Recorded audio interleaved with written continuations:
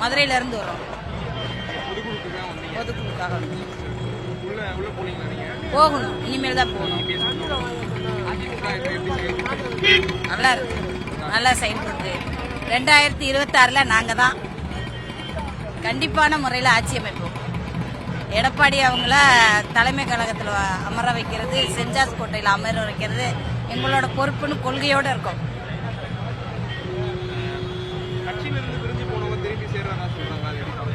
அதை பற்றி எங்களுக்கு தெரியாது.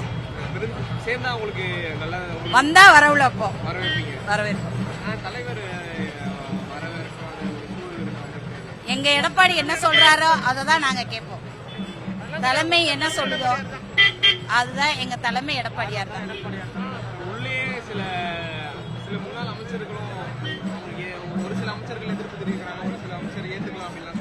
அமைச்சர்களை பத்தி எங்களுக்கு தெரியாது. நாங்க வெறும் தொண்டர்கள் தான். அதனால எங்களுக்கு தெரிஞ்சதை நாங்க சொல்றோம்.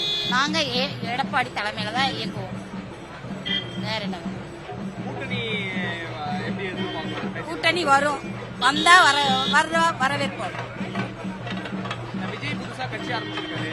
ஆனா அவரு நம்ம கூட்டணியில வருவோம் அப்படின்னு ஒரு சலசலப்பு இருக்கும்போது இல்லைன்னு சொல்லி அறிக்கை விட்டுருக்காரு. அவரா வருவார். வந்தா ஏத்துப்போம். அதிமுக பொதுக்குழு இன்னைக்கு. ஆமா, ரொம்ப சிறப்பா இருக்குங்க. பொதுச் செயலாளர் ஓகே சரி இன்னும் உறுதிப்படும். மக்கள் என்ன நினைக்கிறாங்கன்னா, இன்னைக்கு இருக்கிற இந்த வெள்ளம் அதுமாரி புயல் அடித்தா இந்த மாதிரி இப்போ நேரத்துலலாம் எங்கள் பகுதி ரொம்ப இயற்கை இடர்பாடுகளெல்லாம் ரொம்ப சீரழிஞ்சிருது.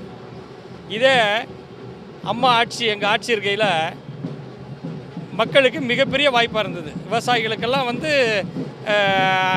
எடப்பாடியார் செஞ்சது மாரி யாரும் செய்யலை. இன்றைக்கி இருக்கிற சூழ்நிலை, இந்த மழை வெள்ளம் இந்த இதை இவங்களால் நிவர்த்தி பண்ண முடியல இன்றைக்கி இருக்க ஆட்சியாளர்களால். அதனால் 2026 மீண்டும் அதிமுக ஆட்சிக்கு வந்தால் மக்கள் நல்லா இருப்பாங்க. மக்கள் ரொம்ப சுபிட்சமாக இருப்பாங்க. அடித்தட்டு மக்கள்லாம் தங்களுடைய நிலையை உயர்த்திடுவாங்க.